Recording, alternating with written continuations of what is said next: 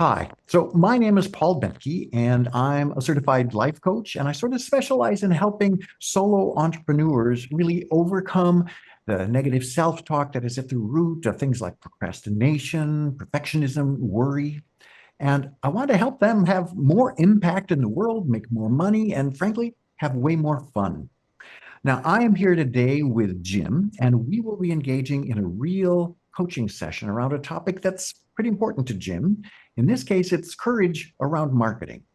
Now, why am I holding coaching sessions, which are usually confidential, and then publishing them here? Well, I'm hoping that those who are viewing and dealing with similar issues might find some benefit from watching this. I'm hoping that Jim will actually benefit, of course, from the coaching, that those who wonder what coaching is really like can get a small glimpse sort of behind the curtain of what happens. And maybe that newer coaches will hopefully find this a good example of powerful coaching. At least that's my intent.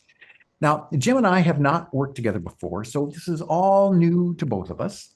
And I just want to say thank you, Jim, for your willingness to talk openly about things that are important to you. And I know that your honesty and your authenticity, that is going to be the real gift to all of us. So thank you. You're welcome. Yeah. So before we jump in, is there anything that you would like to say or ask or clarify?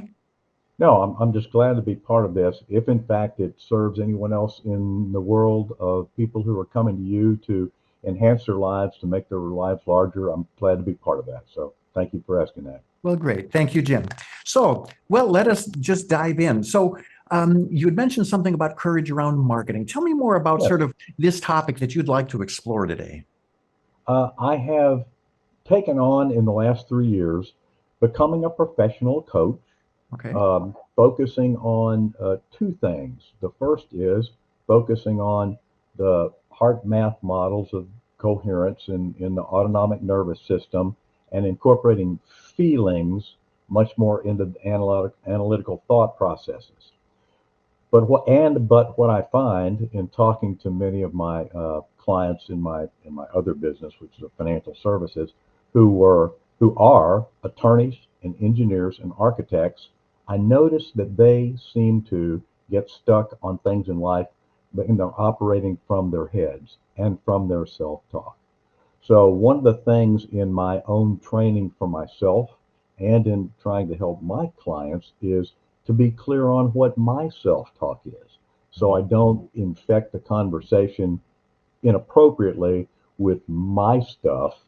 And one of the things that I have noticed as well is I having watched one of your first videos, intro videos, the second person you referred to, she was a new coach and was shy about marketing herself. And it really resonated with me. And so I thought, what a great topic to address for myself, ways I've been limiting myself in my own self talk and actions from that. Perfect. Thank you for all that context, that explanation. And yes, it is such a common thing. So many people do feel stuck when it comes to sort of marketing and listening to this little voice in their head that really gets in the way. So I think this is a fabulous topic. Thanks for bringing Thank you. this. Yeah. Yeah. So when you think about this conversation here, which we're hoping will be about 30 minutes or something like that, Uh-huh. what is it that you would really like to get accomplished during this conversation around your self-talk? Any further clarity that I can use to break up and more importantly to recognize when those negative thoughts are there, that I can be in more control about how I deal with them, how I manage them, and to the extent appropriate diminish them so that I can be in more cogent action. Great. Great. So it sounds like gaining some clarity and maybe even a couple of tools or techniques, things that you can use to sort of help manage those thoughts for yourself. Did I get that right? On target. Great. So, well, let me just ask to make sure we're really clear about this. When we get to the end of the session, how will we know that we accomplished what you wanted? What will be the signs of success that will tell us, we got that clarity and we got those tools? I've got to say, initially, it's going to be a feeling as I reflect on the conversation, and I should actually during the conversation and reflecting back, or maybe immediately then, feel it, feel something that strikes home that actually makes, I can believe is going to make a change in my behaviors going forward, and Ah, something that will stick. okay. So you're going to know by a feeling. So when you think about the feeling that you're experiencing at this stage in the Hmm. conversation, describe what that feeling is. Um, I would say a little bit of shyness, a little bit of not necessarily wanting to expose myself because I've only been doing this career about 2.5 years, and I'm still growing and learning. I'm still in the mode of, well, if I just take one more course, I'll be, more, have more esteem about myself, or be able to hang out, some credentials, etc. Um, that would be kind of the shyness in that, and not wanting to, I'm very much not wanting to make a mistake in terms of how I represent myself in the world. That's like a big deal for me. I always like to, I recognize that I always like to look good and be right. Yeah, that's a common thing. A lot of people are looking to make sure that they feel confident about what they're saying and what they're doing so that it reflects well on them. Absolutely.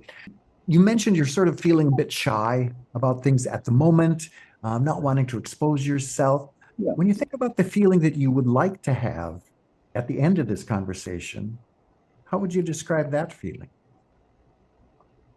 I would like a feeling of openness and of confidence that what I have can serve the world, and to be able to recognize when I need to get out of my own way. Yeah, absolutely. So, just out of curiosity, on a scale of 1 to 10, where one is, I feel really shy and really worried about exposing myself, and 10 is, I feel completely confident and open and ready to go, where would you say you are right now? I would say I'm really at about a seven, Okay, 7.3, the okay, analytical scale. 7.3. Tell me what that 7.3 means to you.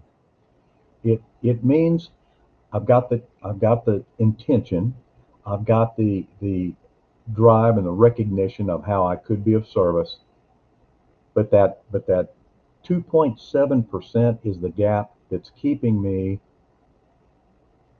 it's holding me back in terms of fear of how I'm going to represent myself, how what my reputation is going to be by maybe making a mistake in the world and on the internet, which rarely can be erased, whatever. Um, and to make sure that, on the other hand, I don't feel like I may be wasting people's time or pushing something on them. Yeah. Does that make Great. sense?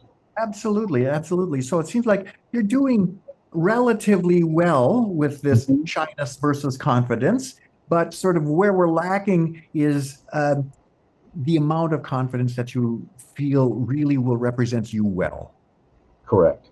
Yeah, great.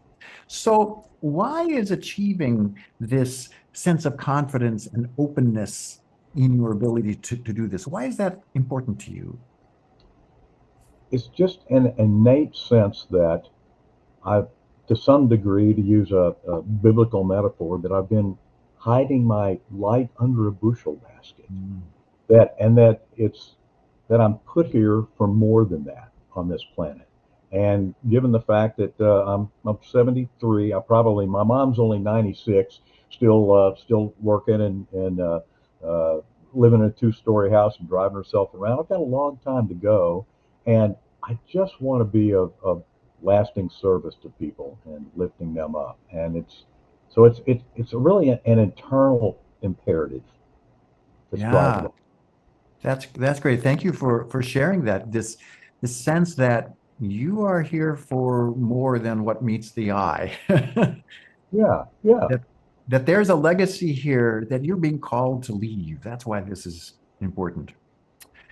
Great. So when you think about this desire for more confidence, more openness, ease with being public, Hmm. what is it that you think we really need to sort of address or resolve in order to get where you want to go? I, there was some self-talk that, God bless my mom, um, that I remember she put on me when I was really young. And that was, I think I remember having a conversation with her when I was maybe 4 or 5 years old, and it was about something I really, really wanted to happen. And I recall now her telling me something on the order of, "Well, don't get your hopes up too much, Jimmy. You might be disappointed." Mm. And I recognize now that that's been something that's really held me back from so many areas of life where I could have been much more self-expressive. I could have been much more of a risk taker. Um, I could have been, quote, further along, whatever that really means. Mhm. Yeah. And So yeah, go ahead. oh, that's it. If I, do you think I Okay. answered that Yeah, well? I Okay, think all so. right. What it sounds like what sort of one of the crux of the issues has to be with this possibility of maybe being disappointed. Right, yeah. Possibility of failure, Yeah. however whatever that really means. Yeah. Well, that's a great question that you just asked. What does disappointment or the possibility of failure, what does that mean to you?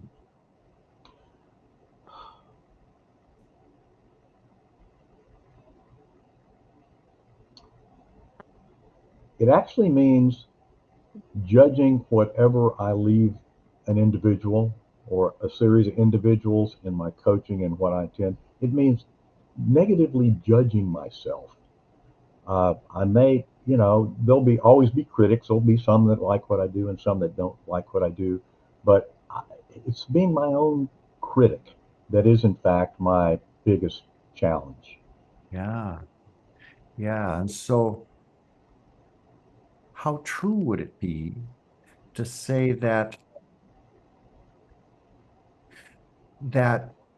what disappointment means is maybe sort of evidence that that the little negative voice in your head might be true. How does that seem like that resonates at all?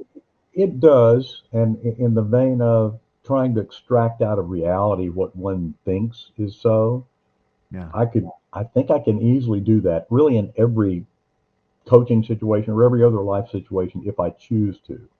Um, the trick for me is not staying in that place and always having a positive context of I've done the best I can, and that's good enough.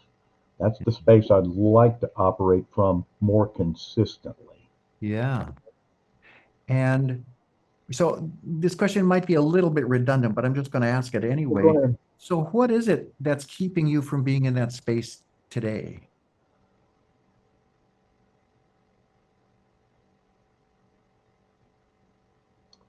Again, it's going back to that imperative back there that I have to look good and be right, which I've been taught for years is that's really a very much of a human imperative.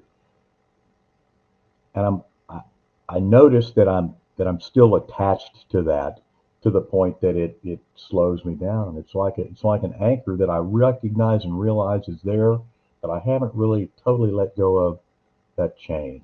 I'm I'm letting it trail out behind me, but it's still slowing me down. Yeah, Does that make does that answer somewhat answer the question I for think you? so. I think so. The importance of looking good and being right. Yeah. That's sort of at the crux of what's going on, it sounds like. Yeah. Seems to be. That's the Yeah. closest I can get to it so far. Yeah. So what would happen? Or no, let me ask the question this way. What would it mean if it turns out you weren't right about something? An opportunity to be humble, an opportunity to actually relate in a way if I chose to say, you know, that didn't work and I didn't have the right approach and I actually could have been wrong. And to basically learn from whatever that was. Yeah. Yeah. So just out of curiosity, It's interesting when you said sort of the biggest obstacle you're experiencing is this fear of disappointment, that it's really important to you to look good and to be right. Yeah. And when I asked the question of what it would mean if you were not right, Mm-hmm. all of a sudden it became this great opportunity Yeah. for humbleness. So that's an interesting switch because one of them feels kind of heavy and the other Definitely. feels like, oh, it could be this way. Tell me a little more about that switch and what's going on there for you. No, I get that. I have been studying my language quite a bit and looking at the things that have slowed me down. And the fact that you picked up on my vibration of this is an opportunity. And actually, one of the things I tell my clients and my friends when I put an idea out from, hey, it's an opportunity, it's not an obligation. And this is the same thing. If I put myself out there, it's not an obligation that someone has to affirm, oh, aren't you the greatest or whatever. It's an opportunity for me to take back whatever they say and to actually relate to it as a human being. Yeah. And to me that's the freedom there. And so when we talked about that, you basically touched on my freedom button, as it were, Paul. I think, Okay, a freedom yeah, button. the Um, freedom. Tell me more about that freedom button and how and why that is important to you.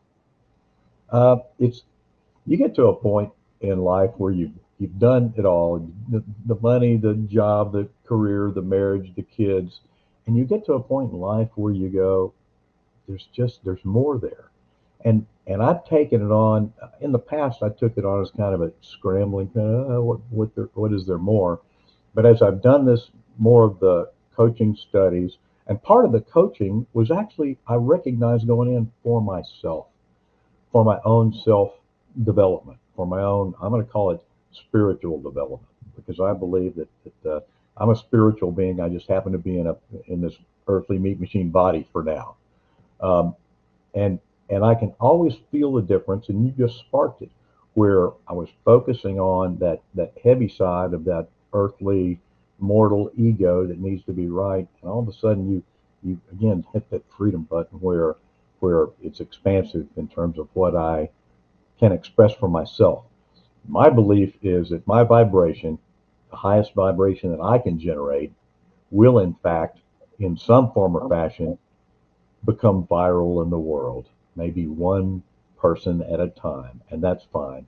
But my overall belief, as I look around and read the papers and watch the media as little as I can, is that the world needs a little bit of that, and I'm glad to be a part of providing that uplifting Yeah. freedom. Yeah. So the way in which you were talking about that freedom and the effect of it had a different energy about it. It did Yeah, feel more, the word ebullient. I'm not sure what sort of more active, more engaged, more sparkle. Um, yeah, yeah. So uh, I'm curious just to sort of expand on that sense of freedom. Like, if you imagine yourself, let's just say a year from now, okay. and you have really begun to live into that sense of openness and confidence and Hmm. freedom that you've been speaking about, that this is now just your normal way of being. Yeah, Describe to me what that life is like. it's it's a smooth day. It's a relatively smooth day, no matter what comes at me. I get up. I've got plenty of energy. I do my meditations and my readings, and then I start about my business. My business being interacting with others, whether it be individuals or whether it be groups in a basically company consulting fashion. And I provide the best energy I can, the best thinking I can, and the best uh, interaction that I can in an uplifting fashion. And at the end of the day, I come home and go, "Good job, Bake. You did well today. Rest and sleep well." And yeah, it's all going as it should go. That would be that would be the that'd be my best day. And it Yeah, doesn't have to be a year from now either. But that would be that will be a great way to be Yeah, in the year ahead. absolutely. So what I heard there, let me know if this resonates with you or if I'm off the mark or not. But what Okay. I heard in there is that there's this sense of really, shall we say, flying through life at the top of your game. Yes, That there's this engagement and vitality absolutely. that is so present and so effective and effective, not only for you, but for those around you. Yeah, And that after spending the day of this, there's a sense of satisfaction around it. quite. Yeah, Yeah, that's an inspiring thought to me to be in it that is. place. Yeah. It is. So, as you're thinking about what it's like to be there, just Mm-hmm. imagining this in the future, that this is now your normal way of being, flying high and engaged and really living into your potential Mm-hmm. and coming out feeling satisfied about it. What is your level of confidence and openness right now in that feeling?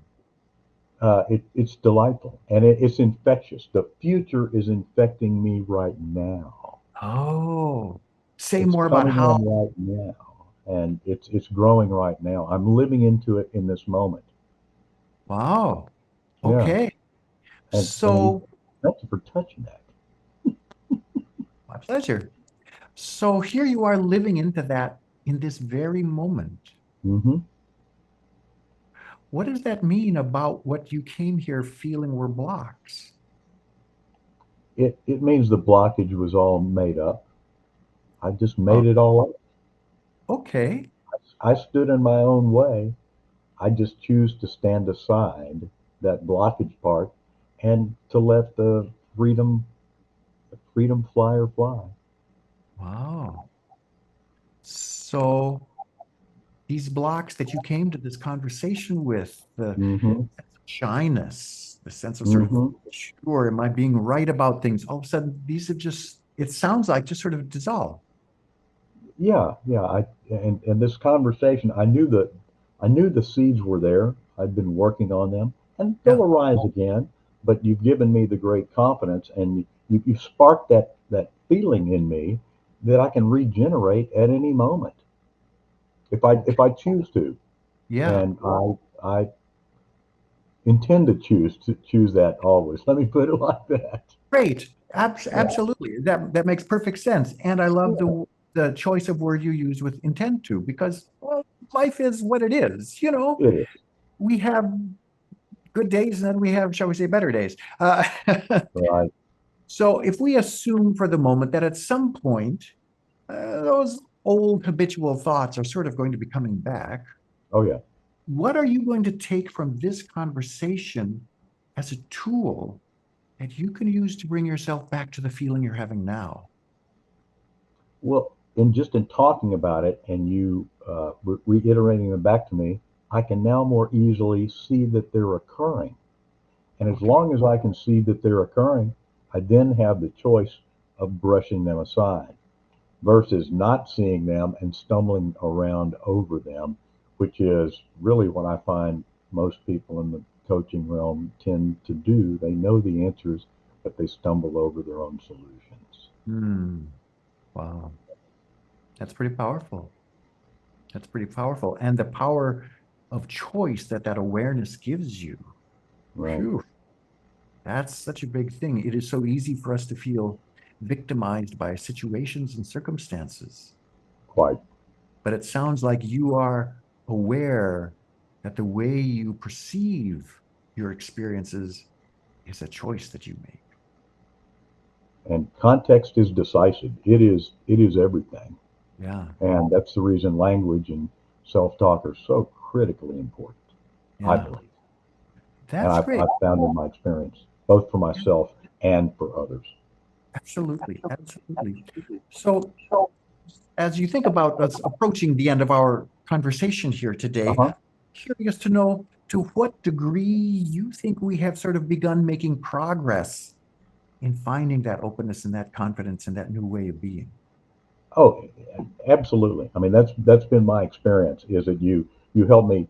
opened that door that I cracked open some. I mean, I wouldn't 100% limp on this, but you helped me push it open, and you've grounded me in your intention for me that I find lifting and encouraging, and I'll be able to hold that, and that that alone helps me.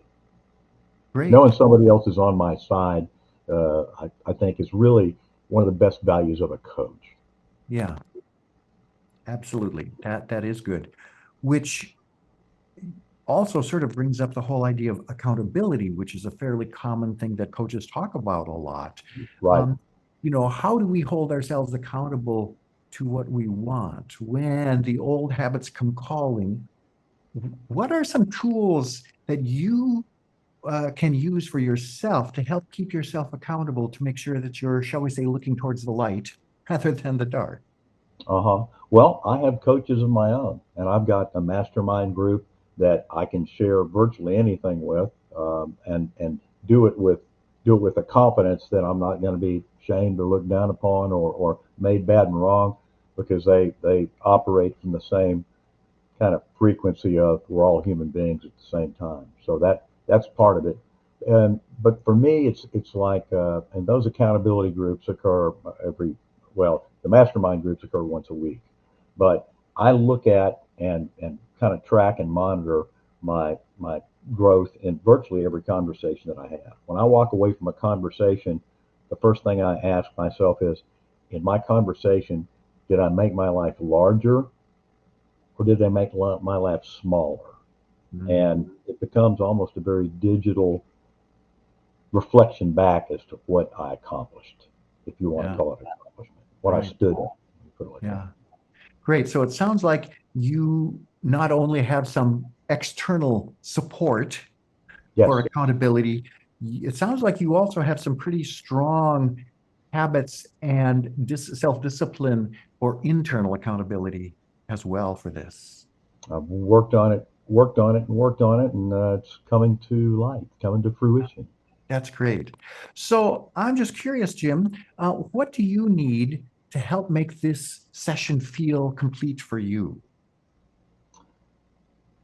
Paul, I really think I can't think of anything except maybe the, the freedom fighter stamp of approval. I mean, I think we've done a great job here for starters. Yeah, Yeah, absolutely. Well, you certainly have my encouragement to be as free and engaged and as confident as you can possibly be to fly at the top of your game and to thank you. have the kind of impact that we both know you can have, that we can all have when we really live into our real potential. Yeah, Yeah, thank you. absolutely. My pleasure. So thank you, Jim, so much for your time, your openness, your honesty. I'm hoping this has been a positive experience for you, and I'm sure Thank you. that those who are watching this in the future will find it to be so as well. Thank you I so hope much. so. You're Yeah, welcome. great.